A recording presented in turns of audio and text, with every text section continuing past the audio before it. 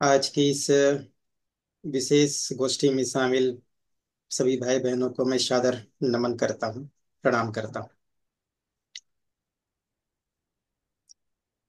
जैसा कि गुप्ता जी ने भी बताया कि टोली हर साल ग्रीष्मावकाश में निकलती है और टोली में निकलने वाले सदस्य को भली भांति अनुशासन का परिचय है। फिर भी कुछ बातें ऐसी हैं जिन्हें दोहराने की आवश्यकता है, जिन्हें स्मरण कराने की आवश्यकता है। कुछ नई बातें हैं जिनको जानने की आवश्यकता है। कुछ नई टोली के सदस्यगण हैं जिनको शायद आचार संहिता के बारे में जानकारी नहीं है, उनकी जानकारी की आवश्यकता है। इसी उद्देश्य के लिए आज छत्तीसगढ़ से निकलने वाली टोली की सदस्यों के बीच यह एक विशेष गोष्ठी का आयोजन किया गया है। मैं गोष्ठी के विषय पर आरंभ करूं इसके पूर्व मैं जानना चाहूंगा कि छत्तीसगढ़ में हमारी जितनी भी टोलियां बनी हैं, उन टोली के सभी सदस्यों को आज के प्रशिक्षण गोष्ठी क्रम में जुड़ना आवश्यक था। जितने भाई बहन जुड़ चुके हैं, मैं गुप्ता जी से आग्रह करूंगा कि उन सभी का नाम नोट करें, और जो नहीं जुड़ जी जी। पाए हैं उनसे जानकारी लें कि आज वो नहीं जुड़ पाए हैं उसका क्या कारण रहा। क्या वे जी प्रचार अभियान में लगे थे इसलिए नहीं जुड़ पाए? क्या वे इसकी आवश्यकता महसूस नहीं करते हैं इसलिए नहीं जुड़ पाए? या किसी और कारण से उनको नहीं जुड़ पाने का जो भी कारण हो, मगर ये कारण जानना जरूरी है। अनुशासन गोष्ठी का पहला अनुशासन है कि प्रांत के दिशा निर्देशों का पालन करें। यह पहला अनुशासन है। जब हमारे टोली के सदस्य प्रांत के दिशा निर्देशों को महत्व नहीं देंगे तो विषय की प्रस्तुति एक औपचारिकता होगा। इसीलिए हम जानना चाहेंगे कि क्या कारण है जो अनुपस्थित रहे। पहला बिंदु। दूसरा बिंदु, समय का अनुशासन। चाहे आपकी टोली में हो, चाहे व्यक्तिगत जीवन में हो, हम प्रशिक्षक केवल विषय की प्रस्तुति के लिए नहीं हैं। आप ऐसा नहीं कर सकते कि जिस दिन आपका कार्यक्रम रहा उस दिन आपने प्रस्तुति दी और 6 दिन आपका आचार या दिनचर्या और आचार विचार बहुत शानदार रहा और 7वें दिन से आप स्वच्छंद हो गए। ऐसा भी नहीं होता। आप कल्पना कीजिए कि 6 दिन शिविर में जैसा आपका आचरण रहा, व्यवहार रहा, स्वभाव रहा, खान पान रहा, दिनचर्या रही, और आप दूसरे दिन, कुछ दिन बाद, कुछ महीने बाद, आप ऐसे जगहों पर किसी वैसे ही शिवरार्थी से मुलाकात हो गया और वह शिवरार्थी आपके दिनचर्या को देखे, आपके आचार व्यवहार को देखे, तो क्या समझेगा? केवल ये मंच में देने वाली बात कही गई है, धरातल में ऐसा कुछ है ही नहीं, तो इसका भी असर पड़ेगा। तो सबसे पहले तो हम ये जान लें कि हमारा जो भी विषय है, जो भी प्रशिक्षण है, ये केवल औपचारिकता नहीं है। ये स्कूल का पाठ्यक्रम नहीं है कि हमने पढ़ा दिया, बच्चे पढ़ें तो ठीक, ना पढ़ें तो ठीक, सीखें तो ठीक, ना सीखें तो ठीक। हम एक मास्टर की भूमिका में हैं, एक ऐसे मास्टर जो परम पूज्य गुरुदेव के एक वरिष्ठ शिष्य के रूप में हैं, जिन्होंने अपने जीवन में कुछ सीखा है, कुछ पाया है, तभी हम अपने छोटे भाई बहनों को सिखाने गए हैं, जिससे कि उनको बता सके कि हमने जीवन में इस मिशन में आने के बाद ये पाया, हमने इस जीवन में इस अनुशासन को अपनाया तो ये पाया, हमने इस शिविर में शामिल हुआ तो हमने ये पाया। अपने जीवन के अनुभव को बताने का दायित्व हम निभा रहे हैं अपने विवाह बच्चे भाइयों बहनों के बीच में। तो ये चीजें हमें शिविर के बाहर भी दिखनी चाहिए। ये अंतःकरण में हमारा बदलाव आना चाहिए। इससे हमको दोहरा फायदा होगा। पहला फायदा ये होगा कि हम अपने अंतरंग जीवन को भी सुधार पाएंगे और बहिरंग जीवन को भी सुधार पाएंगे। हमारा आंतरिक विकास भी होगा और व्यक्तित्व विकास भी होगा। हम विषय लेते हैं व्यक्तित्व विकास के सूत्र का और हम बच्चों को सिखाते हैं आपको ऐसे ऐसे रहना चाहिए, और यदि हमने खुद भी उसका पालन नहीं किया तो वो कोरी कल्पना मात्र होगी। हम चाहते हैं कि हमारे जितने प्रशिक्षक भाई बहन हैं अपने आप को इसी स्तर पर तैयार करें। विषय लेना ही क्यों हमारा उद्देश्य नहीं, केवल प्रस्तुति देना हमारा उद्देश्य नहीं है। उनके अनुरूप क्रमशः अपने आप के व्यक्तित्व को निखारना भी हमारा उद्देश्य है। तो इससे हमको हमारा दोहरा फायदा हो जाएगा। हम बच्चों के नजरों में गुरुजी बन जाएंगे और गुरुजी के नजरों में पक्के शिष्य बन जाएंगे, पक्के युग निर्माणी बन जाएंगे। तो ये दोहरा फायदा है, दोहरा अवसर हमको मिलने जा रहा है व्यवहारिक जीवन की प्रस्तुति का। इसलिए मैं अनुरोध करूंगा अपने सभी भाइयों बहनों से, जो भी प्रशिक्षक के रूप में हैं, उनको एक अवसर मिला है, एक गौरव मिला है, उस गौरव की अनुभूति करें और उनके अनुरूप अपने आप को ढालने का प्रयास करें। दूसरा निवेदन मैं करना चाहूंगा, जितने भी टोली के सदस्य भाई बहन हैं, क्या इनके पास में हमारा व्यक्तित्व निर्माण युवा शिविर का मार्गदर्शिका उपलब्ध है कि नहीं है?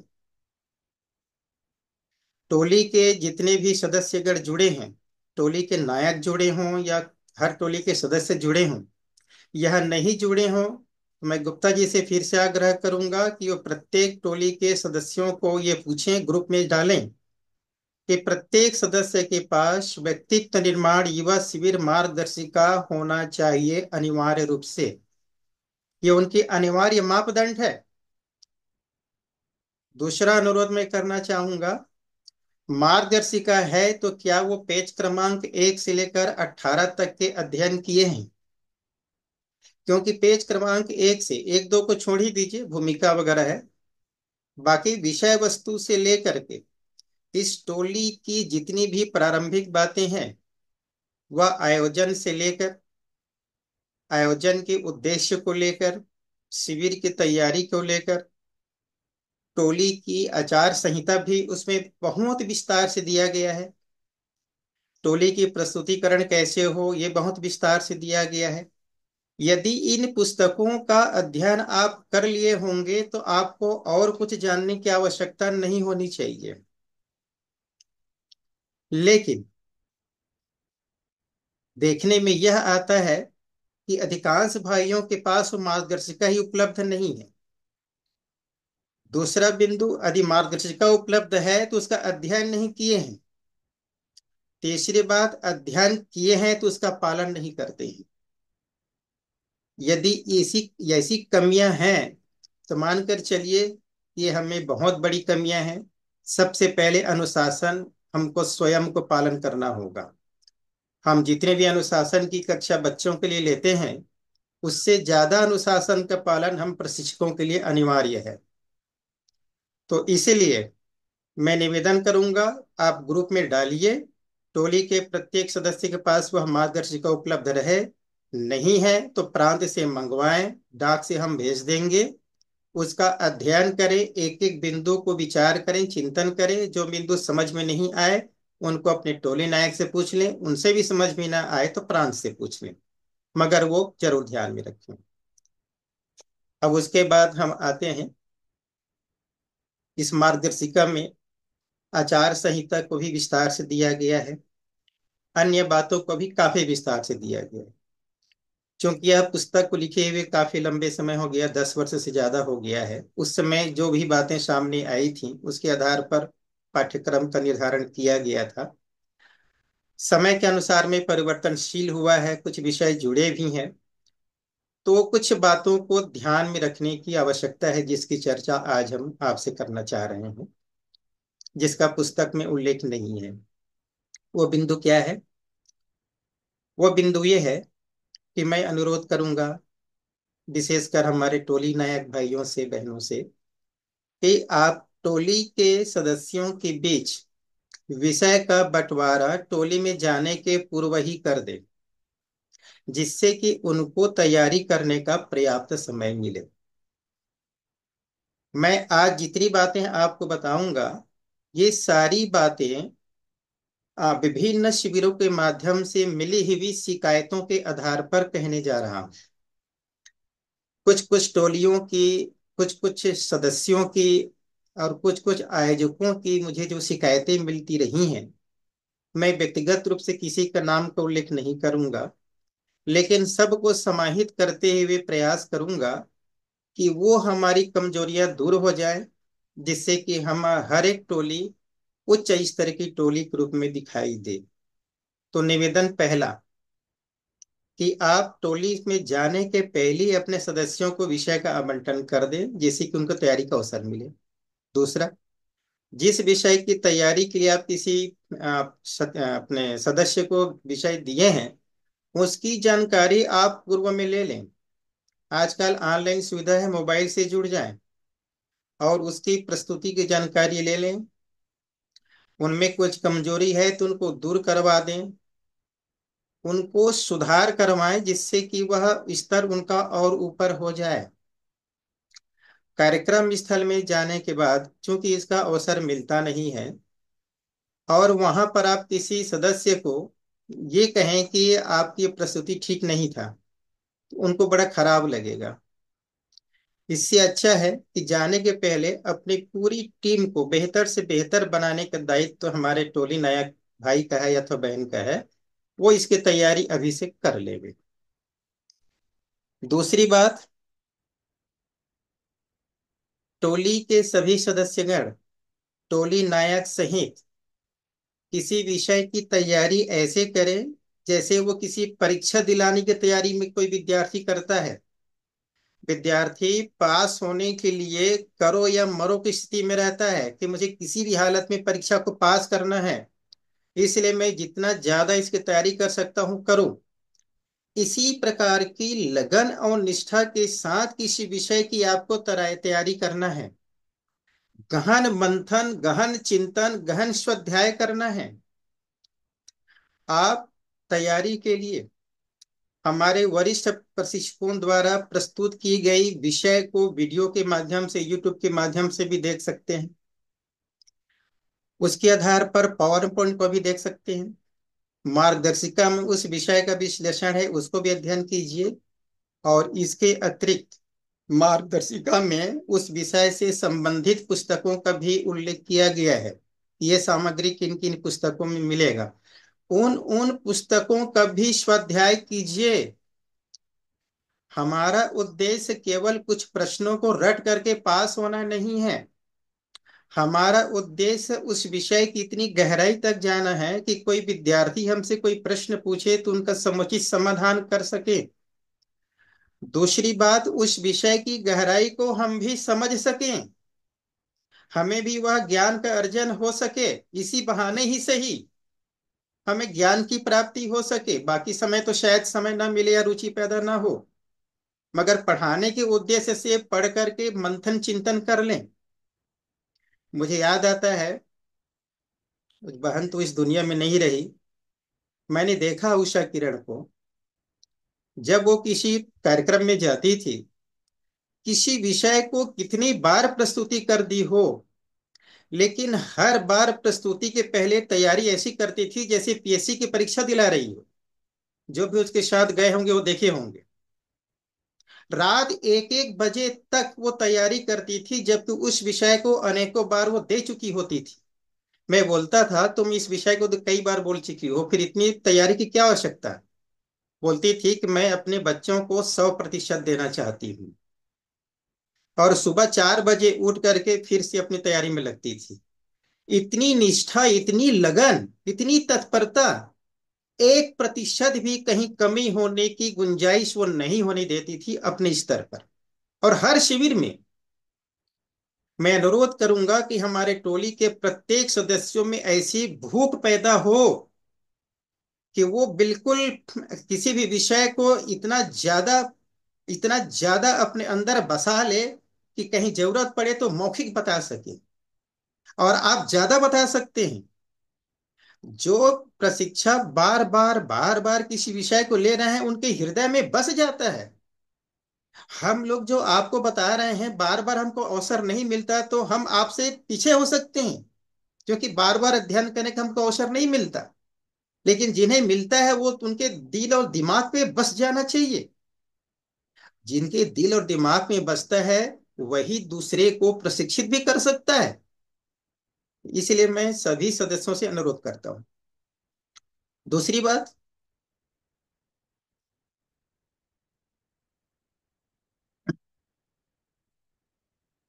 प्रायः देखा जाता है टोली में सदस्य का विषयों का विभाजन होता है, तो वो हर कार्यक्रम के लिए, हर शिविर के लिए वही वही विषय, वही वही सदस्य लेते हैं। एक विषय जो लेते हैं वो निरंतर वही विषय लेते जाते हैं, दूसरा विषय उनको आता ही नहीं। कभी ऐसा अवसर आ जाए कि वो विषय लेने वाला उस शिविर में ना जा पाए, तो अब इस विषय तो छूट जाएगा। या फिर ऐसी प्रस्तुति होगी जिसको संतुष्टि आपको खुद को नहीं होगी। मैं फिर से निवेदन करूंगा, टोली के जितने सदस्य गण हैं, जिस विषय में उनको पारंगत है वो विषय तो वो ले ही, मगर शेष विषय को भी उनको तैयारी इस हिसाब से करें कि उस विषय की भी प्रस्तुति उनको किसी भी समय करनी है। इस स्तर पर बाकी विषयों को भी वो पूर्ण तैयारी करें। यदि टोली में 5 सदस्य हैं, 3 वक्ता हैं मान लीजिए, तो तीनों को 6 दिन के शिविर के सभी विषय में पारंगत होना चाहिए, ये प्रयास करना चाहिए। एक शिविर में नहीं होगा, शिविर संपन्न होने के बाद आप अगले शिविर की तैयारी कर दीजिए कि मैं बाकी विषयों की भी तैयारी ऐसी करूंगा कि अगले बार मुझको वो विषय लेना ही है। और टोली नायक भाइयों से मैं निवेदन करूंगा कि यदि वो दूसरे सदस्य दूसरे विषय को भी लेने में पारंगत होते हैं तो वो दूसरे विषय को भी दीजिए, मुख्य विषय को भी उनको दीजिए। आप विषय के मोह में मत पड़िए कि मुख्य विषय है तो टोली नायक ही बोलेगा। अपने अन्य भाइयों को, अन्य बहनों को अपने स्तर पे लाने का प्रयास कीजिए। हम उसी टोली को सर्वोच्च मानेंगे जो अपने टोली के सदस्यों को आगे बढ़ाने में भूमिका निभा रहे हों। यदि वो 2 कार्यक्रम, 3 कार्यक्रम, 4 कार्यक्रम के बाद अपने टोली को 2 हिस्सों में बांट सकें, मतलब और टोली नायक बना सकें, अभी आप सहयोगी के रूप में रखिए। आने वाले समय में यदि उसको मुख्य टोली नायक के रूप में आपने प्रस्तुत कर दिया तो मानेंगे कि आपकी भूमिका सर्वोच्च रही है। आपने अपने जैसा एक टोली नायक पैदा कर दिया। आप मन में कभी ये मत सोचिएगा कि ये मेरी बराबरी आ जाएगा तो फिर मेरी टोली नायकी छीन जाएगी। ये कदापि मत सोचिएगा। हम टोली का विस्तार चाहते हैं तो सदस्यों को भी उसी स्तर पे आना होगा, और ये प्रयास हमारे टोली नायक भाइयों का है। ये दायित्व हमारे प्रत्येक सदस्यों का है। हाँ, एक शिकायतें मुझे और मिली है कि हमारे कुछ टोली नायक अपने आप को सुपर हीरो समझते हैं। आज मेरी भाषा थोड़ी सी कड़ी इसलिए है कि हम चाहते हैं कि हमारे कोई भी टोली हो, उनमें 1% भी शिकायत ना मिले। आप जहां भी जाते हैं हमें सबकी खबर रहती है। आयोजक गणों से हमको फीडबैक मिलता है, आपके साथ जाने वालों से हमें फीडबैक मिलता है, अन्य स्रोतों से फीडबैक मिलता है। क्योंकि कहीं भी कुछ भी कमजोरियां होती हैं, आपकी जितनी अच्छाइयां होंगी उसकी बखान तो कम करेंगे लोग, लेकिन टोली के किसी सदस्य की कोई कमजोरी होगी तो उसका तुरंत फोन आता है कि टोली के सदस्य में ऐसी ऐसी बातें हो रही हैं। तुरंत फोन आता है, अनेक प्रकार की बातें होती हैं। हम आपके सामने कभी नहीं कहते, हम इसी प्रकार का सामूहिक रूप से कहते हैं जिससे कि हमारे सभी टोली उस अनुशासन का पालन करें। हमें एक शिकायत ही मिली थी एक टोली के बारे में कि वो टोली नायक क्या करते हैं, अपने सहयोगी सदस्यों को विषय तो देते हैं, लेकिन उस विषय को पूरा करने के बाद वो हर विषय के अंदर में खुद चले जाते हैं, और जाने के बाद उसी विषय को फिर से 10 मिनट 15 मिनट बोलते हैं। उससे क्या साबित करते हो आप कि जिन्होंने उस विषय को लिया वो परिपक्व नहीं था, उस विषय का जानकार नहीं था, और आप ही सभी विषय को जानते हैं। तो मैं आग्रह करूंगा कि ऐसा सुपर हीरो बनने का प्रयास न करें। आप अपने सदस्यों को पहले से बताएं, सिखाएं, पढ़ाएं, उसके बाद भी उनकी जितनी प्रस्तुति है उनको 100% मान के आप अपने आप को शांत रखिए। हाँ, कुछ प्रमुख विषय ऐसे हैं, जैसे कर्मफल का सिद्धांत होता है, तनाव प्रबंधन का विषय होता है, जो काफी गहरे विषय हैं, जिसमें काफी गहरी प्रस्तुतियाकरण होती हैं। यदि उसकी प्रस्तुति में कहीं कुछ कमियां लगती भी हैं, तो आप उस विषय को प्रश्नोत्तरी के माध्यम से ले लीजिए। यदि जो प्रस्तुत कर रहा है भाई, यदि वो संपूर्ण नहीं कर पा रहा है, आपको लगता है कि कुछ अधूरापन है, तो आप बच्चों से उस विषय से जुड़े हुए प्रश्न कीजिए। वो प्रश्न जो छूट गया है, जिसको आप बताना चाहते हैं, उससे आप प्रश्न कीजिए और प्रश्नों के माध्यम से उसका समाधान कर दीजिए, जिससे बच्चों को ये ना लगे कि जिसने उस विषय को प्रस्तुति दी है उसका अधूरा ज्ञान था। और वो हमारे प्रस्तुतकर्ता को भी ना लगे कि ये मुझको सुपरसीड करने जा रहा है। तो कृपया इस बात का अवश्य ध्यान रखें, मैं निवेदन करना चाहता हूं। अगली बात,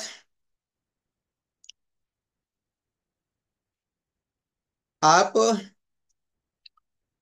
अपने विषय की तैयारी में, जैसे कि मैंने कहा, कि यूट्यूब का सहारा ले सकते हैं, मार्गदर्शिका का सहारा ले सकते हैं। उसके बावजूद भी आपको लगता है कि इतने से भी आपको संतुष्टि नहीं है, तो आप उस विषय के संदर्भ में अपने से वरिष्ठों का भी मार्गदर्शन ले सकते हैं, निसंकोच ले सकती हैं। आप जिनके नजदीक हैं, जिनको आप अपना समझते हैं, उनसे बेहिचक आप पूछ परख कर सकते हैं। इसमें अपने आप को हीन मत समझिए। आप ये मत समझिए कि मैं पूछूंगा तो मुझे ये कमजोर समझेंगे। आपके मन में कोई संकोच होना ही नहीं चाहिए। मैं पुनः दोहराऊंगा, मैं बार बार इसलिए दोहराता हूं कि आ, मैंने देखा है जिस व्यक्ति को,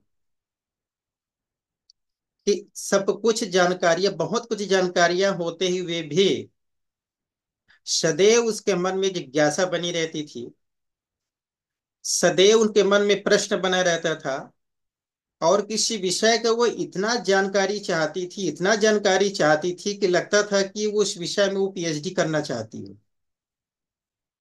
बच्चों द्वारा पूछे गए प्रश्नों का समाधान शिविर के दौरान होता था।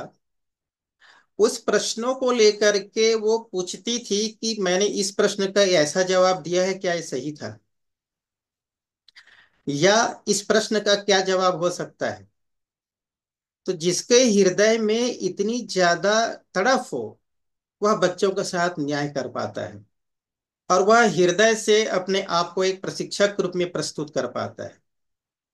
तो मैं इसीलिए निवेदन करना चाहूंगा भाइयों बहनों, कि आप जितनी ज्यादा गहराई से जुड़ेंगे, उतनी ही ज्यादा गहरी आप छाप छोड़ेंगे बच्चों के भीतर में, चाहे कार्यकर्ताओं के भीतर में। गहरी छाप जुड़ती कैसे है?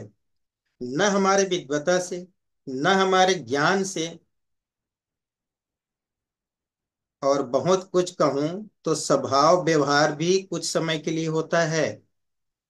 हमारा स्वभाव बहुत मीठा है, हम मुस्कुराते रहेंगे, बात करेंगे, लेकिन यदि ये मुस्कुराहट हमारे हृदय से नहीं निकल रही है, तो भी आपका छाप नहीं पड़ेगा। हमारा हृदय, हमारा व्यवहार, हमारा स्वभाव, हमारी वाणी, हमारी जो भी प्रतिक्रिया दिख रही है, वह हृदय से होना चाहिए। एक बार आप किसी नए जगह पे गए हैं, शिविर में सारे लोग अनजान हैं, आयोजक लोग, सारे विद्यार्थी आपके अनजान हैं, लेकिन आप हृदय के साथ उनके साथ इतनी आत्मीयता का विस्तार कीजिए कि शिविर के बाद भी वर्षों तक आपको याद कर सकें। ये सा गहरी छाप आपकी छोड़नी चाहिए, और गहरी छाप आपको हृदय से जुड़ाव से पैदा होगा, बाहरी जुड़ाव से नहीं होगा। इतना लगाव होना चाहिए विद्यार्थियों के प्रति, खासकर विद्यार्थियों के प्रति, जिससे कि विद्यार्थी शिविर के पश्चात भी आपसे कोई समाधान चाहे तो आप दे सकें। इसीलिए आयोजन के पश्चात में उन विद्यार्थियों का व्हाट्सएप ग्रुप बनाया जाता है। व्हाट्सएप ग्रुप में वो आयोजक गण भी होते हैं, और टोली के हमारे टोली नायक सदस्य भी होते हैं, जिससे कि बच्चों को जो भी आप शिविर में समझाए हैं, जो दीक्षा लिए हैं, संस्कारशाला चलाने की बात की है, युवा मंडल बनाने की बात किए हैं, उनके लिए सतत मार्गदर्शन आप दे सके।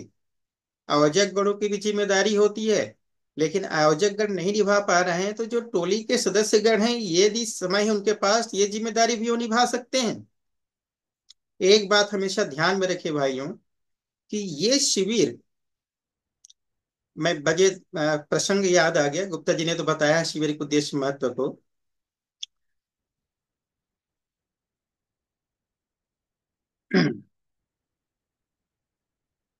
एक बार की घटना है, मैं बहुत सत्य घटना बता रहा हूँ। शांति कुंज के हमारे एक वरिष्ठ व्यक्ति, बड़ी विचित्र बात होता है, कभी वो हमारे युवा शिविर की खूब प्रशंसा करते थे, तो कभी कभी युवा शिविर के बारे में टिप्पणी करते थे कि इससे आउटपुट क्या मिलता है। अत्यंत वरिष्ठ हैं। एक बार क्या हो गया, श्रद्धेय डॉक्टर साहब के पास हम दोनों गए थे, और उस समय हमारा युवा शिविर की श्रृंखला भी चल रही थी, तो उस ग्रीष्मकाल इसमें भी बड़ी संख्या में युवा शिविर थी। तो मैं युवा शिविर के संदर्भ में आशीर्वाद लेने ही गया था श्रद्धेय डॉक्टर साहब से। मैंने जैसे ही युवा शिविर की बातें कही, मेरे साथ में गए वह वरिष्ठ परिजन बोलते हैं कि ओम प्रकाश, इसका आउटपुट क्या मिलता है। श्रद्धेय डॉक्टर साहब के सामने आप कल्पना कर सकते हैं इसका आउटपुट क्या मिलता है। तो गुरुदेव की कृपा है कि तत्कालिक जवाब देने का सूझ जाता है कहाँ पर कैसा जवाब देना चाहिए। मुझे कोई आक्रोश नहीं आया, मुझे कोई गुस्सा नहीं आया, मुझे कोई आश्चर्य भी नहीं लगा कि श्रद्धेय के सामने ऐसी कैसी बातें करना है।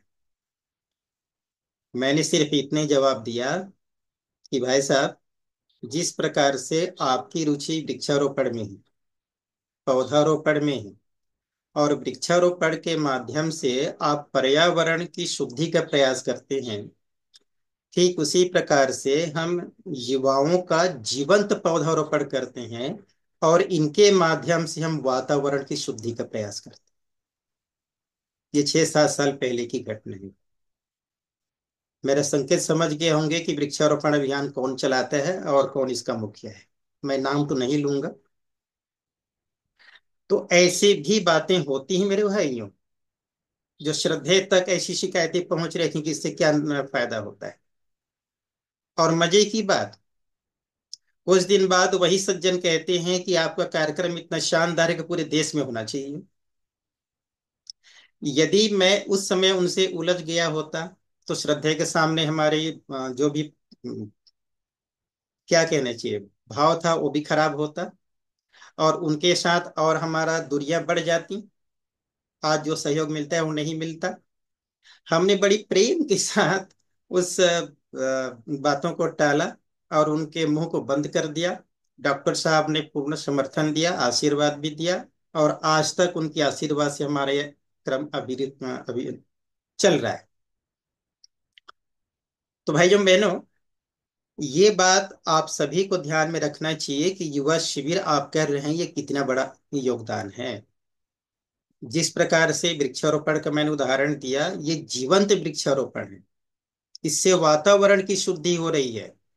जो वातावरण आज विषाक्त बन गया है पूरे समाज में, इस विषाक्त वातावरण को दूर करने का उपाय एकमात्र यही है कि आज की युवा पीढ़ी को आप सही दिशा प्रदान कर सके, सकारात्मक दिशा प्रदान कर सके, उनकी चिंतन को, उनकी जीवन शैली को, उनकी सोच को, कम से कम उनकी सोच व्यक्तिगत जीवन पर, सामाजिक जीवन, राष्ट्रीय जीवन को छोड़ भी दे, उनकी व्यक्तिगत जीवन पर भी हम सही दिशा दे सकें उनको, ये भी बहुत बड़ी उपलब्धि होगी। एक एक करके ही वातावरण का परिशोधन होगा। किसी घर के यदि एक युवा के चरित्र को, एक युवा के चिंतन को सकारात्मक दिशा में मोड़ने में आप सफल हो गए मेरे भाइयों, तो पूरा एक परिवार सुसंस्कारित हो जाएगा। और धीरे धीरे ऐसे ही परिवार बढ़ता गया तो हमारा समाज सुसंस्कारित होगा, तो वातावरण शुद्ध हो पाएगा। इससे दूसरा उपाय है ही नहीं। ये इतनी बड़ी गूढ़ बातें हैं जिसको आपको कहना चाहिए। हालांकि इसके पहले मैं आपके सामने ये बात कह भी नहीं पाया था। वो तो प्रसंग याद आता है तो मैं कह देता हूँ, बातें इतनी सारी होती रहती हैं। आप अवसर मिलता है तो बात आ जाता है। ये बात आप जरूर कहिए, और जो कोई प्रश्न करे आपसे कि इससे क्या फायदा मिलता है, उनके सामने तो खैर बहुत सारे जवाब आपके पास हैं। लेकिन ये गुड़ बात है। अब बात आगे मैं करूंगा।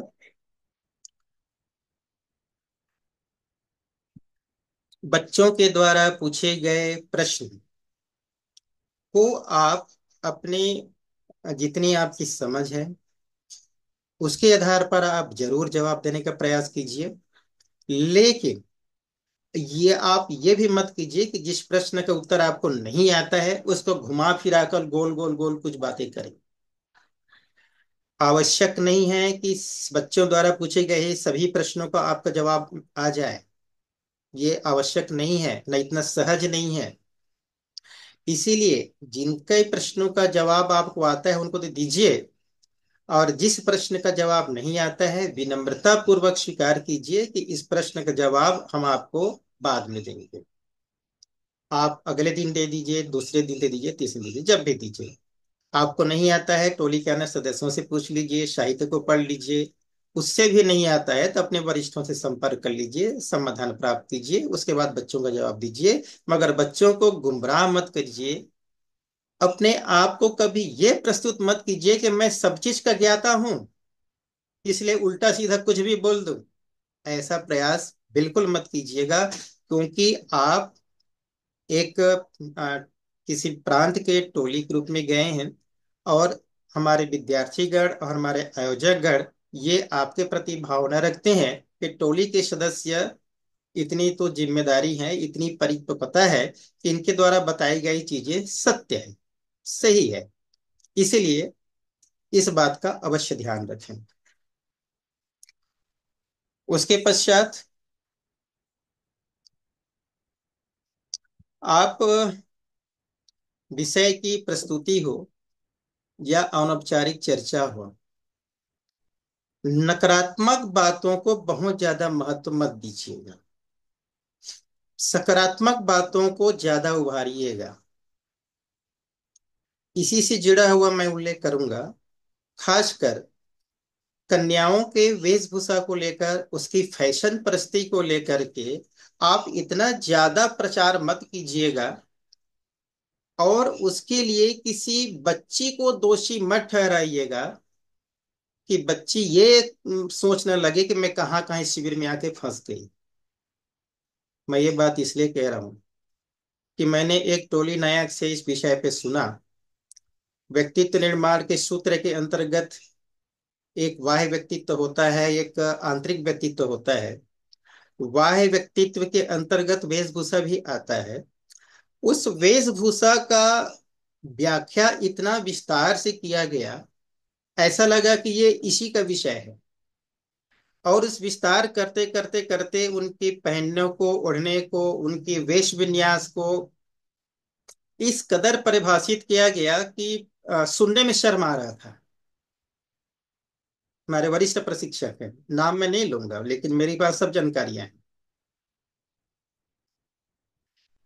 तो इस कदर आप किसी व्यक्ति की आलोचना करके, किसी व्यक्ति को दोषी ठहरा करके आप उसको नहीं सुधार सकते। यदि आपको सुधारना है तो आप उसको किसी और माध्यम बनाइए। संगति के कारण, वर्तमान वातावरण के कारण, घरेलू परिस्थिति, घरेलू वातावरण के कारण, जो भी आपका वेशभूषा है, जो भी आपका फैशन है, आप करते आए हैं, मगर इस पर अब विचार करने का समय आ गया है। ये कितना भविष्य के लिए उपयुक्त है, हमारे जीवन के लिए उपयुक्त है, इस पर जरूर चिंतन करें। और इसके आधार पर हम आगे इसके विकल्प के रूप में क्या क्या हो सकता है, जिसको अपनाने से हमारे व्यक्तित्व में कितना निखार आ सकता है, इस पर जरूर ध्यान दें। इस तरह से शालीनता पूर्वक उस विषय को लेकर के हम आगे बढ़ें, जिससे कि हम उन कमियों को भी अवगत करा सकें और उसके विकल्प के रूप में अच्छाइयों को भी बढ़ा सकें। क्योंकि वर्तमान परिवेश में जिस घर में बच्चे 2 साल का होता है, उस समय का उसका वेश विन्यास पहनाने की जिम्मेदारी तो माता पिता की होती है। वो ऐसे कपड़े ही पहनाते हैं तो बड़े होने के बाद तो बच्चे स्वयं उसको पहनेंगे ही। तो इसके लिए तो बच्चा दोषी नहीं है, माता पिता ही दोषी है। अब माता पिता को तो अब समझा जा नहीं सकते।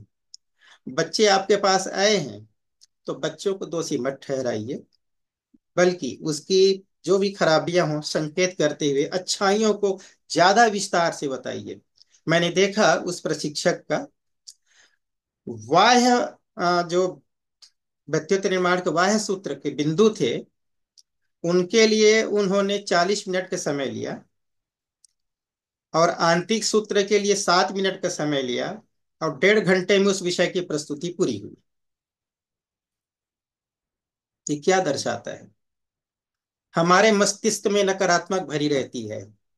जहां भी हमको प्रस्तुत करने का अवसर मिलता है हम उनका विस्तृत व्याख्या कर देते हैं। आज मेरे शब्द कड़वे लग सकते हैं, मेरे स्वभाव के विपरीत, लेकिन मैं इसलिए आज कहना चाह रहा हूं कि हम प्रशिक्षक के रूप में केवल एक बड़े भाई के रूप में हैं, एक बड़े बहन के रूप में हैं। इससे ज्यादा हमारी भूमिका नहीं है। हम कोई हेड मास्टर नहीं है, हम कोई प्रिंसिपल नहीं है। किसी को डांट कर, किसी को फटकार करके, किसी को हम कटघरे में खड़ा करके हम नहीं सुधार सकते। नहीं 5 दिन 6 दिन की सिर में आप किसी के जीवन को बदल सकते हैं। हम केवल एक दिशा में प्रेरित करने का माध्यम है। तो माध्यम केवल हम अपने आप को माध्यम ही समझें। हम कोई ऐसा मास्टर न समझें कि जहां साल भर बच्चे हमारे पास आएंगे और डांट फटकार कर हम सीधे रास्ते पे ले आएंगे। ये कदापि न समझें। विषय की प्रस्तुति का आप मार्गदर्शिका में पढ़ लीजिएगा, समय का कैसे पालन करना है। कोई भी आपका विषय 1 घंटे से ज्यादा का नहीं होना चाहिए प्रस्तुति। उसमें भी 5 7 मिनट 10 मिनट आप प्रश्नोत्तरी के लिए रख लीजिए। हाँ, केवल 2 विषय ऐसे हैं, कर्मफल का सिद्धांत या तनाव प्रबंधन, जिसमें समय ज्यादा लग सकता है, तो आप 1 घंटा प्रस्तुति का रख लीजिए। बाकी 15 मिनट 20 मिनट 25 मिनट 30 मिनट प्रश्नोत्तरी के लिए रख लीजिए। मगर प्रस्तुति 1 घंटे से अधिक किसी भी स्थिति में नहीं होना चाहिए। आप हर जगह दीवार घड़ी मंगवा लीजिए, दीवार घड़ी अपने सामने रख लीजिए, जिससे कि आप 1 घंटे के भीतर अपनी प्रस्तुति को पूरा कर सकें। इस बात का जरूर ध्यान में रखें। प्रस्तुति के क्रम में बस एक बात और याद दिलाऊं मैं, कि एक विषय की प्रस्तुति होने के पश्चात जब कोई दूसरी प्रस्तुति के लिए, दूसरा विषय के लिए पहुंचे, तो वह पहले विषय को जोड़ते हुए अगली प्रस्तुति को करे। एक दूसरे से सामंजस्य बना ले, मतलब एक दूसरे के साथ संबंध बना ले। कि अभी कर्मफल का सिद्धांत हुआ, हमने जान लिया कि कर्मफल का क्या होता है। अब उसके आधार पर हमको जीवन को कैसे सफल बनाना है। यदि सफलता का सूत्र आपको लेना है तो उसके आधार पर अपने जीवन को कैसे सफल बनाना है। जिस प्रकार से कर्मफल का सिद्धांत बहुत आवश्यक है, उसी प्रकार प्रत्येक व्यक्ति चाहता है अपने जीवन में सफल होना। तो जीवन में सफल होने का वह स्वर्णिम सूत्र क्या है, आइए अब जानने का प्रयास करें। इसी तरह से आप तनाव प्रबंधन लेना चाहते हैं, तो जिस प्रकार से आप जीवन में सफल होने का सूत्र आपने सुना, समझा, स्वीकार किया, लेकिन यह तभी संभव हो पाएगा जब आपके जीवन में आपका जीवन तनाव मुक्त रहे, आप तनाव से दूर हो सकें। तो यह क्या है आखिर तनाव, और इसे कैसे दूर रहा जा सकता है?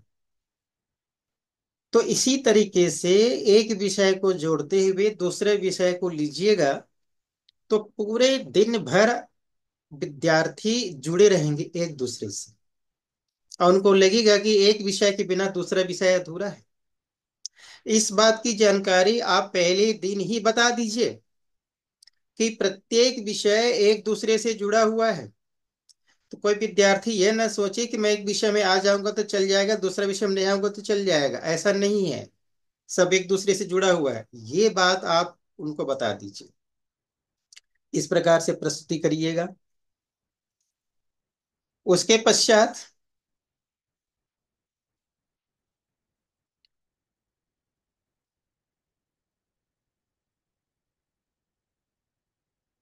प्रत्येक रात्रि को जिस दिन आपका प्रस्तुतिकरण होता है, रात्रि को बैठ करके दिन भर की गतिविधियों की आप समीक्षा कीजिए। जितने विषय होना था हो पाया, नहीं हो पाया, छूट गया, क्या हुआ, कैसे हुआ। अक्सर कई बार होता है पहले दिन देर से शुरू होता है, विषय छूट जाते हैं, अगले दिन समाहित करना होता है। तो किस प्रकार से समाहित करें। टोली के सदस्यों के बीच पूरे दिन भर की प्रत्येक रात्रि के सोने के पहले समीक्षा कर लीजिए संक्षिप्त में। उस दिन की कमी बेसी को अगले दिन कैसा पूरा करें, ये तय कर लीजिए। यदि उस दिन सब कुछ बेहतर हुआ है तो अगले दिन और उससे बेहतर क्या करें, ये तय कर लीजिए। टोली के किसी भी निर्णय की जानकारी सदस्यों को, सभी सदस्यों को होनी चाहिए, ये सुनिश्चित हो जाए। कहीं ऐसा ना हो कि टोली के नायक को ही सब जानकारी हो, बाकी को जानकारी ना हो, ऐसा बिल्कुल प्रयास ना करें। सभी सदस्यों को जानकारी में रहे, ये भी बिल्कुल कर लीजिएगा। एक नया विषय इस बार शुभारंभ करना है, तो स्वतंत्र विषय के रूप में तो नहीं इसका क्लास लेना है, मगर आप ऐसा समय चुनिएगा, यदि जिस दिन आखिरी के दिन यदि संभव हो, जिस दिन कार्यकर्तागण आते हैं तो उस दिन कर लीजिएगा, नहीं तो शिवरार्थियों को समय अनुकूल देखते हुए हमारा युग निर्माण सतसंकल्प नवयुग के संविधान के रूप में इसकी प्रस्तुतिकरण होनी है। शांति कुंज से ये अनिवार्य किया गया है। हमारा युग निर्माण संकल्प राष्ट्रीय स्तर पर व्यापक प्रचार प्रसार इसका हो रहा है। व्यापक प्रचार प्रसार सभी जगहों पर। हमने भी आश्वस्त किया है कि जहां जहां भी युवा शिविर होंगे, हम युग निर्माण संकल्प का पाठ करेंगे। केवल पाठ ही नहीं करेंगे, एक एक बिंदु का विश्लेषण करेंगे। जो 18 सूत्र है हमारे गायत्री परिवार के लिए हमारा युग निर्माण सत्संकल्प है, लेकिन बाहरी दुनिया के लिए हम नवयुग का संविधान के रूप में इसको उल्लेखित करें। नवयुग का संविधान है, जिस संविधान का पालन करते हुए अपने जीवन को कैसे वो सुखी समुन्नत बना सकते हैं, इसके ये सूत्र हैं, जिसके आधार पर सारा विश्व सुखी और समुन्नत रहेगा। और आने वाले प्रज्ञा युग में यही 18 सूत्र पर सारा विश्व चलेगा। यही एक जब भी ये अवसर आएगा, पूज्य गुरुदेव ने जो लिखे हैं कि सारे विश्व का एक भाषा होगा, एक ग्रंथ होगा, एक आचार संहिता होगा, तो इन्हीं 18 सूत्रों के आधार पर बनेगा। तो क्यों न हम अपने बच्चों को अभी से इसकी शिक्षा दें, इसकी दीक्षा दें, इसकी प्रेरणा दें। हालांकि हर बिंदु स्पष्ट है अपने आप में, लेकिन हम चाहेंगे कि यह तोता रटंत जैसा ना हो, यह विश्लेषण पूर्वक हो, और हमें प्रत्येक के पॉकेट में यह होना चाहिए। जितने भी प्रशिक्षक हैं, प्रत्येक के पॉकेट में युग निर्माण संकल्प होना चाहिए। इसका प्रत्येक बिंदु का विश्लेषण हम अलग से कर देंगे 2-3 दिन के अंदर में। हो सकता है तो सोमवार को कर देंगे, जिससे कि सबको सुविधा हो जाए।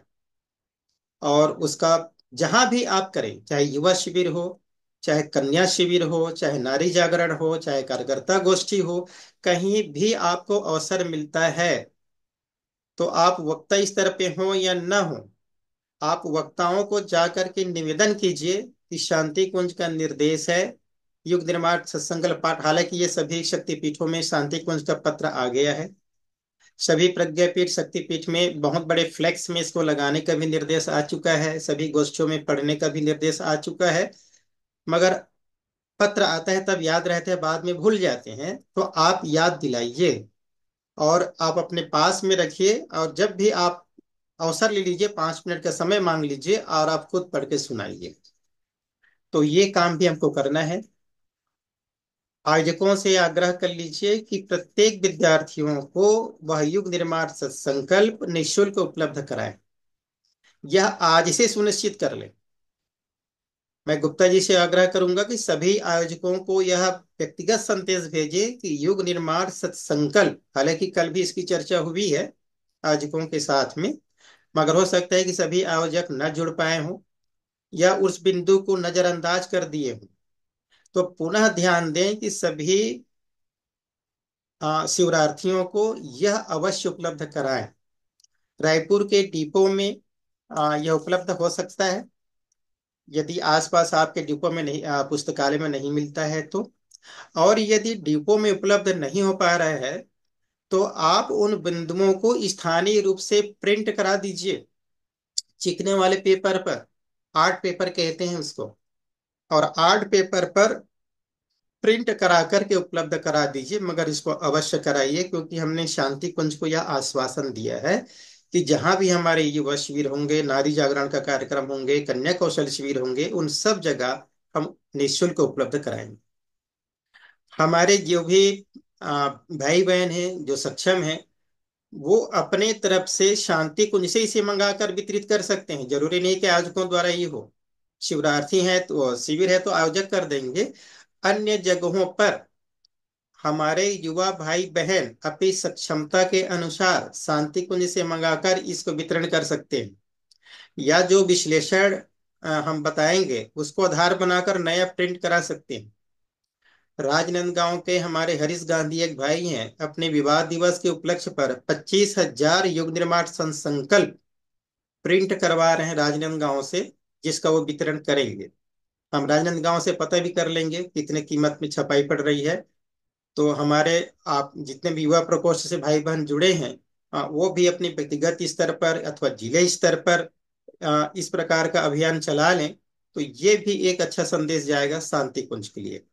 तो जिले स्तर के भाई लोग आपस में बैठ करके भी ऑनलाइन चर्चा कर लेंगे, क्या जिले स्तर पर भी हम 500 की संख्या में, 1000 की संख्या में इस प्रकार की व्यवस्था कर सकते हैं क्या, ये भी कर लेंगे। अभी की चर्चा विद्यार्थियों के बीच था तो अवश्य कर लें। अगले बिंदु जो समस्या आता है, आयोजक गण चाहते हैं कि उनकी कार्यक्रम के बीच कुछ अतिथिगण आए। कुछ अतिथि जिनका उनको सहयोग मिला रहता है या आगे सहयोग की अपेक्षा रहता है या गणमान्य नागरिक रहते हैं। सामान्य तौर पर शिविर के शुभारंभ के दिन एक दो अतिथि आमंत्रित होते हैं। समापन के दिन भी वैसी अतिथि आमंत्रित होते हैं। उनकी समस्या नहीं जाती। कोशिश करें कि समापन के दिन वह बुलाएं, चाहे दो बुला लें, तीन बुला लें। शुरुआत में एक ही बुला लें तो ठीक रहता है, जिससे कि हमको शुभारंभ करने में परेशानी ना हो। और समापन के दिन दो तीन बुला लें, चलेगा। बीच में आप निवेदन करें कि किसी प्रकार की अतिथि को ना बुलाएं। जिस दिन आप पहुंचे वहां पे पूरे दिन की आप जानकारी आयोजक भाइयों से ले लें। कौन कौन अतिथि आ रहे हैं, कब कब आ रहे हैं, किस समय पे आ रहे हैं, उनके अनुसार में आप अपने आप को समायोजित कर लें। यदि कार्यक्रम के बीच, शुरुआत और समापन के बीच में कोई अतिथि आ रहे हों, आयोजक कहते हैं कि ये बहुत अनिवार्य है, बहुत सहयोगी हैं और ये उसी दिन आप आ रहे हैं, तो इस परिस्थिति में आप अपना समय और अतिथि की समय का तालमेल बिठा लें। आप ऐसा भी ना करें कि आप बिल्कुल ही अड़ियल रवैया अपना दें, अड़ जाएं कि हम बिल्कुल समय नहीं दे सकते। मुझे याद है एक कार्यक्रम का, हमारे एक टोली कार्यक्रम में कर रही थी और रायपुर से हमारे जोन समन्वयक उस शिविर में भागीदारी करने के लिए गए थे। आयोजकों ने आमंत्रित किया था। रायपुर से चल करके वह जोन समन्वयक उस शिविर में भागीदारी करने गया। और जब अब कोई भी जोन समन्वयक गया हुआ है, तो जोन समन्वयक तो कुछ समय के लिए जाएगा, दिन भर तो रहेगा नहीं।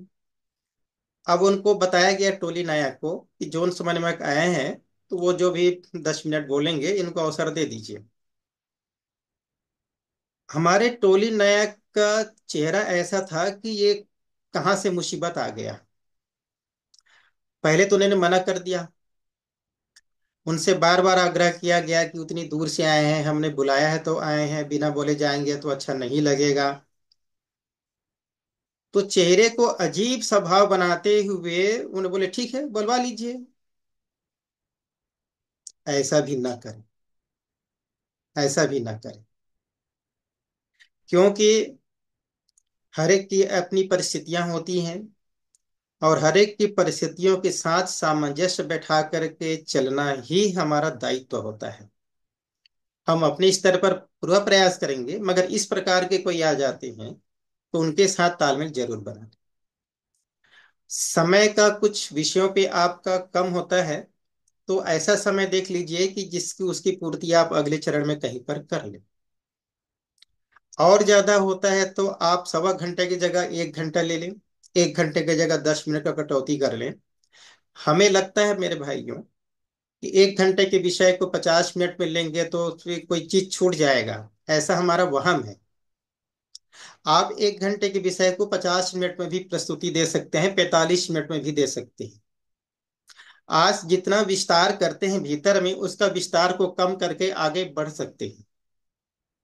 मैं फिर से निवेदन करूंगा कि आप 1 घंटे में किसी विषय की प्रस्तुति कर रहे हैं तो मात्र उस विषय में बच्चों की रुझान पैदा करना हमारा उद्देश्य है। आप सफलता के सूत्र को 1 घंटे में बता करके उनके जीवन को, दिशा को नहीं बदल सकते। आप 1 घंटे में कर्म फल के सिद्धांत को बताकर उनके कर्म फल पर अटूट विश्वास पैदा नहीं कर सकते। उस दिशा में प्रेरित कर सकते हैं। और आप खुले हम बता दीजिए कि बच्चों, कर्मफल सिद्धांत आपको अच्छा लगा ना, हाँ तो ये विषय आप पुस्तकालय से लीजिए, इसमें और विस्तार है, पढ़ लीजिए। ऐसा ही मत कीजिए कि आप अपने आप को इतना ज्ञानी मानिए कि दूसरों को उसकी जानकारी ही ना हो। आप खुले हम बताइए कि ये चीजें अमुक पुस्तक पे मिलेगा, इसमें बच्चों आप पढ़ लीजिए, हम तो आपको एक केवल सूत्र बता रहे हैं, दिशा बता रहे हैं। विस्तार से जानना हो आपको तो ये पुस्तक ले लीजिए, पढ़ लीजिए। इसीलिए आप 1 घंटे की विषय को 45 मिनट कर लेंगे तो कोई नहीं बिगड़ेगा। मगर आयोजकों के साथ पूरी तरह से तालमेल बनाएं, क्योंकि कोई भी शिविर का आयोजन किसी यज्ञ आयोजन से बड़ा होता है, छोटा नहीं होता। जो भी आयोजन करता है, आप सभी आयोजन करता भी हैं, टोली के सदस्य भी हैं, सभी जानते हैं कितनी मेहनत में कोई आयोजन होता है। यज्ञ के लिए तो सामान्य जनता से सहयोग राशि भी मिल जाता है, शिविर के लिए सामान्य जनता से सहयोग राशि भी वो नहीं ले पाते हैं। अन्य व्यवस्थाओं में भी हमारे कार्यकर्ताओं को मुश्किल होती है, वो भी भीषण गर्मी के समय में, जहां पर स्कूल में बच्चों की छुट्टी हो जाती है, जहां शासन इस समय ग्रीष्मावकाश में कुछ कुछ प्रशिक्षण देने का क्रम शुरू किया था, उसको स्थगित कर दे रही है। उस भीषण गर्मी में यदि हम बच्चों का शिविर ले रहे हैं तो बच्चों के प्रति भी हमको वो भाव रखना होगा, आयोजकों के प्रति भी हमको वो भाव रखना होगा। और इस प्रकार से हम सबके साथ सामंजस्य बैठाकर चलेंगे तो हमारा शिविर का उद्देश्य पूरा होगा। भाइयों बहनों, मंच में दी गई हमारी प्रस्तुति, हमारा ज्ञान, हमारे बुद्धि से लोग जरूर प्रभावित होते हैं, लेकिन यह प्रभाव कुछ क्षण के लिए होता है। वास्तविकता में मैंने जो पहले भी कहा है और बार बार कहता हूं मैं, वास्तविकता में हमारा जो प्रभाव पड़ता है वो मंच के नीचे होता है। कि मंच के नीचे में हमारी दिनचर्या कैसी है, हमारा व्यवहार कैसा है, स्वभाव कैसा है, आचरण कैसा है, हमारा लोगों के साथ मिलजुलने का भाव कैसा है। कहीं ऐसा ना हो कि हमने मंच पे कार्यक्रम दिया और अपने कमरे में कैद हो गए, ऐसा भी नहीं होना चाहिए। बच्चों के साथ भी मिलते जुलते रहिए। आवास में आयोजकों की जिम्मेदारी तो है कि वो बच्चों को देखभाल करें, मगर हमारे टोली के सदस्यों की भी जिम्मेदारी है कि वो आवास में जाकर बच्चों से पूछ परख करें कि व्यवस्था सब ठीक ठाक है, कोई परेशानी तो नहीं, कोई दिक्कत तो नहीं। इससे आत्मीयता का विकास होता है, इससे बच्चे आपसे जुड़ते हैं कि दीदी हमारे कितना ख्याल रखती है, कि भैया हमारे कितना ख्याल रखते हैं। यही असली संपदा है मेरे भाइयों, असली संपदा है।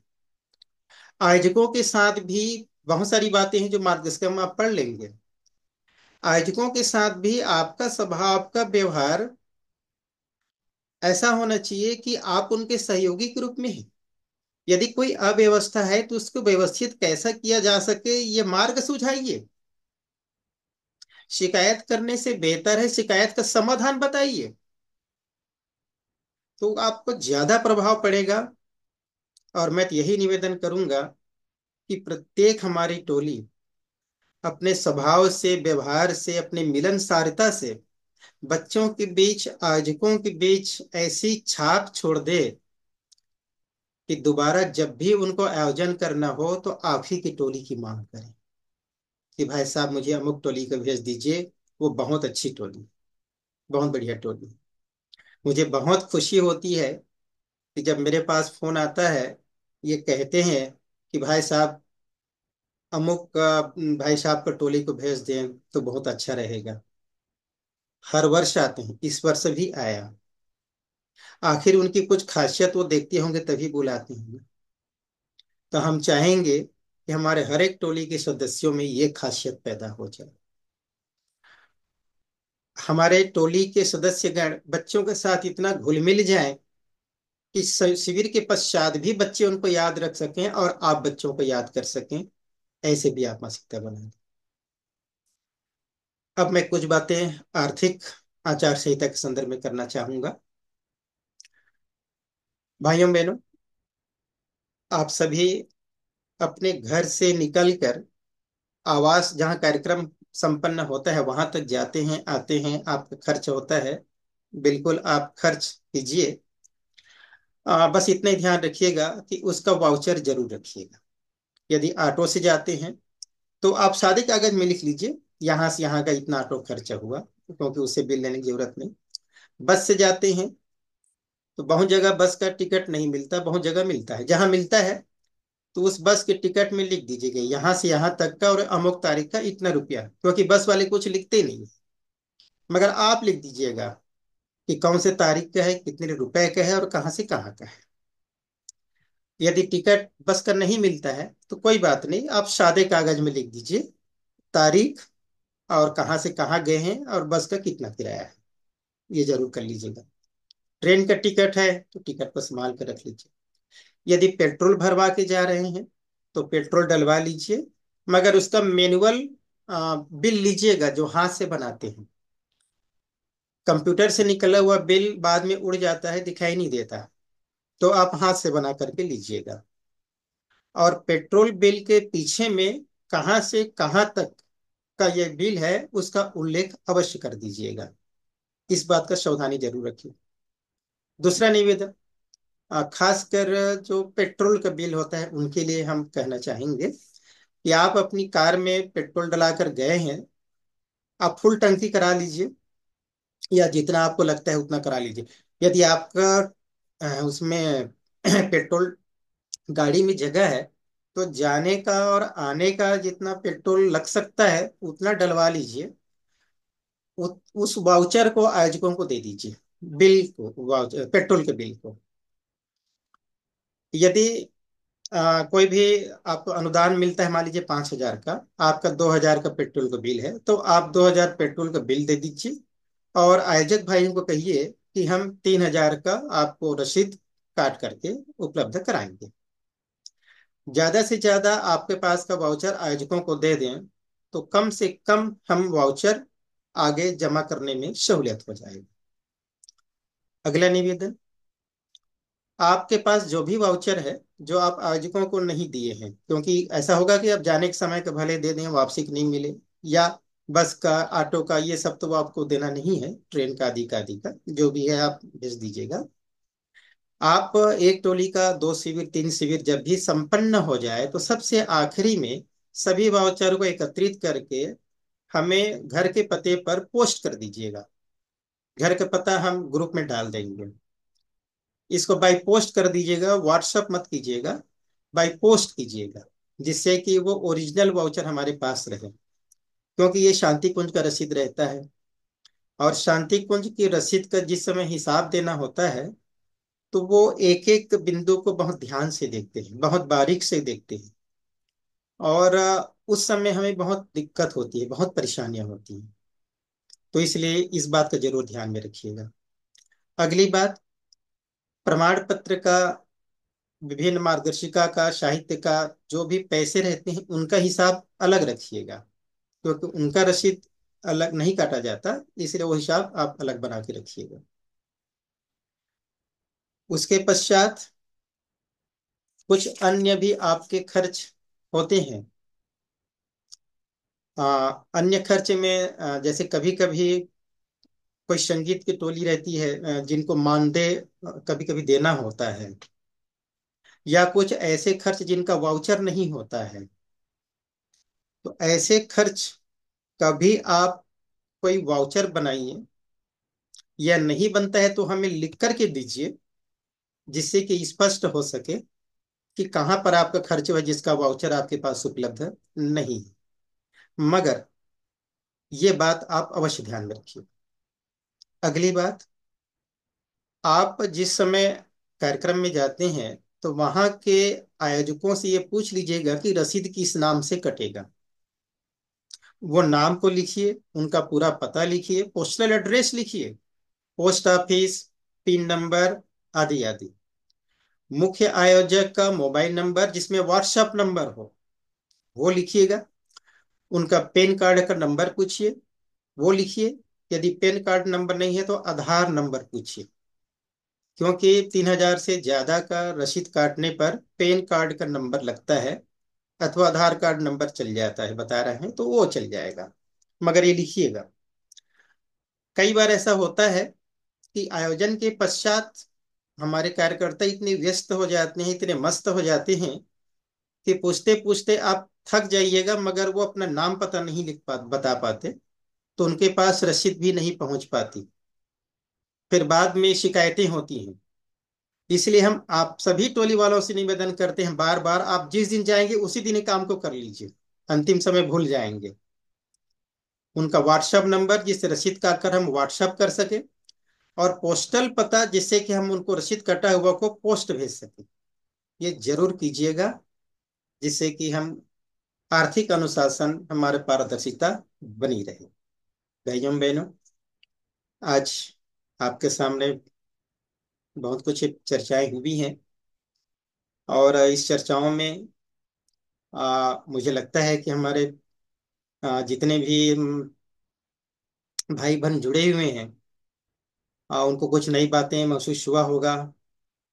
उस बातों को जरूर ध्यान में रखेंगे, और जो भाई बहन नहीं जुड़ पाए हैं उनको भी इन बातों से अवगत कराएंगे, जिससे कि हम हमारा टोली, हर एक हमारे टोली के प्रत्येक सदस्यगण बेहतर से बेहतर प्रस्तुति कर सकें, और अपने आप में हर एक टोली इतना शानदार बन जाए कि लोगों आज जो हमसे मांग करते हैं कि अमुक टोली को भेजिएगा, अमुक टोली को भेजिएगा, वो ये ना कह पाए कि अमुक टोली को भेजिएगा, क्योंकि सभी टोली का स्तर अपने आप में इतना बेहतरीन हो जाए कि वो बोलेंगे कि भाई साहब आप कोई भी टोली भेज दीजिए, सभी अपने आप में नंबर 1 है। हम चाहेंगे कि हमारी सभी टोली और सभी टोली के सदस्य नंबर 1 बने। मैं फिर से दोहराऊंगा, टोली के सभी सदस्य, टोली नायक भाई बहनों से, कि अपने सहयोगी सदस्यों को अपने छोटे भाई बहन मानकर उनके स्तर को इतना बढ़ाइए कि आने वाले समय में वो भी स्वतंत्र रूप से टोली नायक की भूमिका में आ सकें। इस स्तर में लाने का वो भरसक प्रयास करें।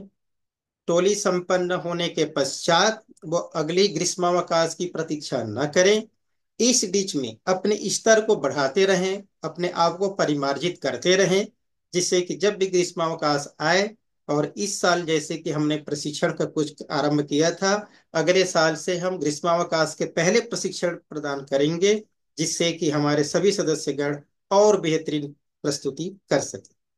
इन्हीं शब्दों के साथ हम आज अपनी वाणी को विराम देते हैं। आप सबको प्रणाम।